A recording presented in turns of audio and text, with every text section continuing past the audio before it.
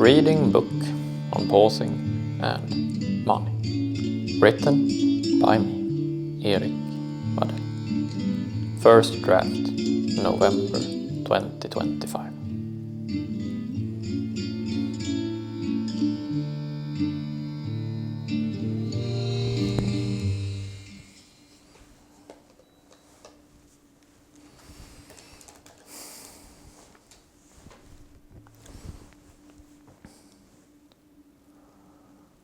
Building our pausing foundation of money.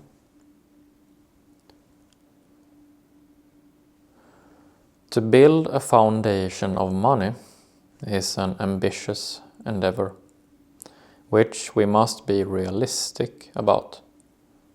It takes a lot of time and effort.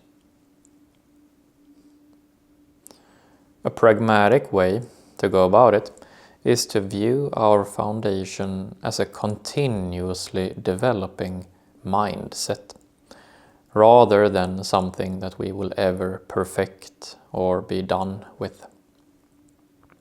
And we develop such a pragmatic mindset by developing a skill out of pausing. As we found in chapter 1, pausing is how we make breathing space. And not the kind of breathing space that we get from being protected by the giants of money, but the kind of breathing space that is rooted in individual confidence. Yes, read those two words again. Individual confidence.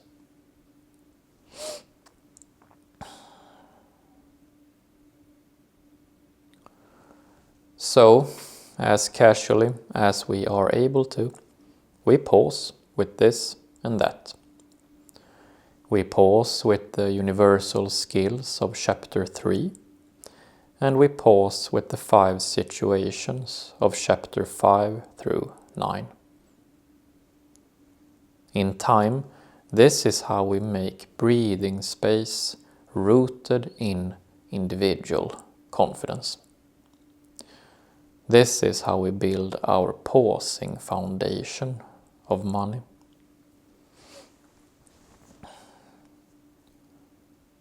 We will be bad at it in the beginning and grow adept at it with some practice. Like we said in chapter 1 about the practice of pausing, it is important that you follow your genuine desire to pause or not to pause. This is how to go about it long term.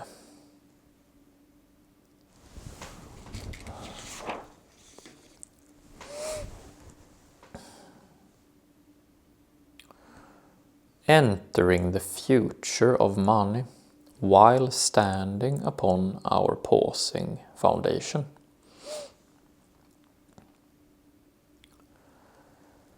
This book is written in the summer and autumn of 2025, a time when many people who used to be happy walking through life now instead are running.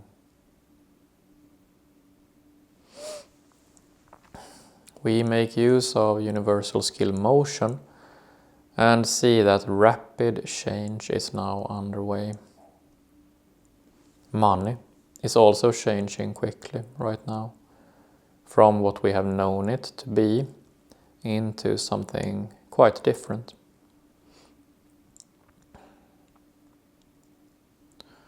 Standing upon our pausing foundation, we notice a number of parallel processes of change taking place.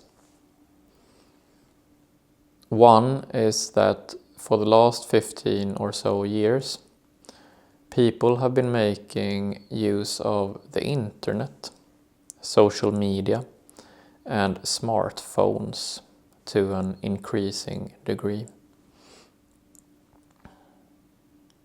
A lot of the interaction between people and the internet is that the interaction is quantified, named, physically bound and framed in words and symbols, which in effect means that a lot of the interaction is made into money. This modern version of money is commonly known as data, or more specifically, personal data. And it is measured in units called bits. There are many bits produced about me and many bits produced about you.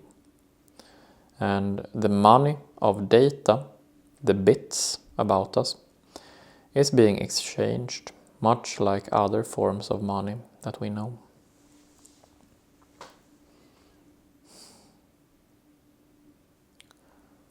There are many people running towards the future of the money of data or bits.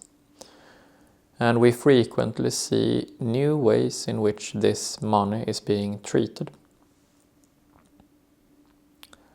In the midst of all this confusing change, we try our best to stay afloat. When we look at the different parts of our more nuanced, pausing definition of money, we see that our body, motion, time, patterns and creativity are all tested in new money data bits ways. We also see that our typical situations of sleep, acute, long-term, confused and worn out are equally tested. Here we pause for a second or two.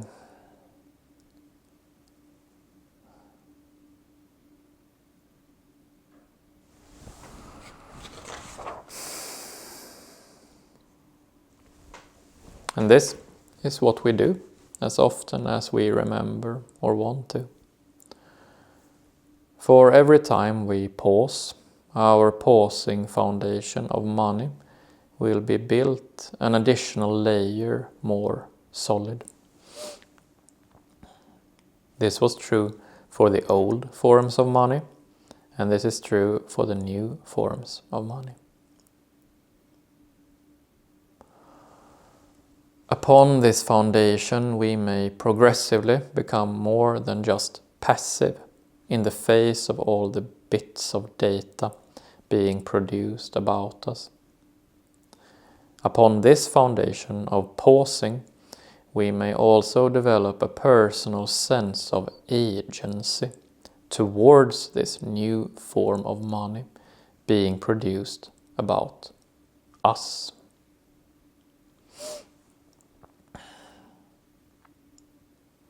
Under our next subheading, we will look at what we can do to develop such an active sense of personal agency.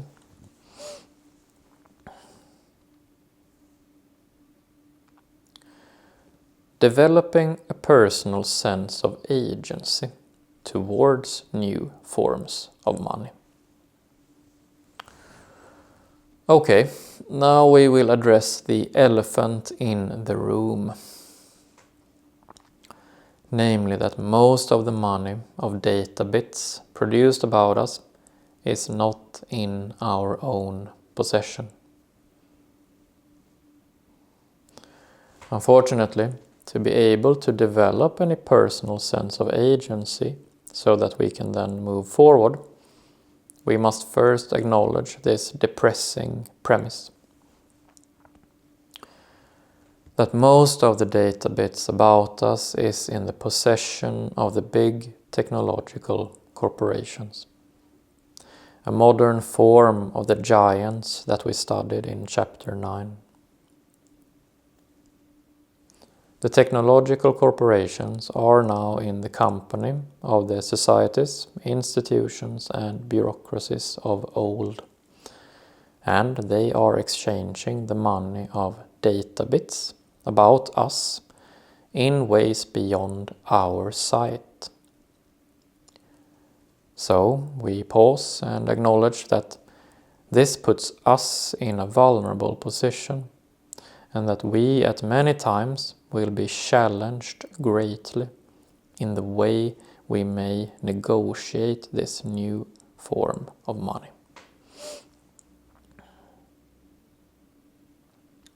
But then we do not stop there.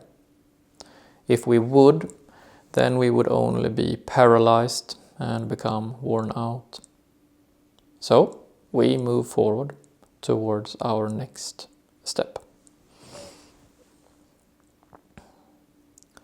After we have acknowledged that the new giants are in possession of most of the data bits about us, we pause and contextualize that this is only half of the relationship between us and them. Yes, we are here looking at a severe asymmetry between the technological corporations and ourselves. But remember that in every asymmetry there is a deeper symmetry hidden within, albeit difficult to find at first. So our second step in developing a personal sense of agency about these new forms of money is to work towards symmetry with the technological corporations.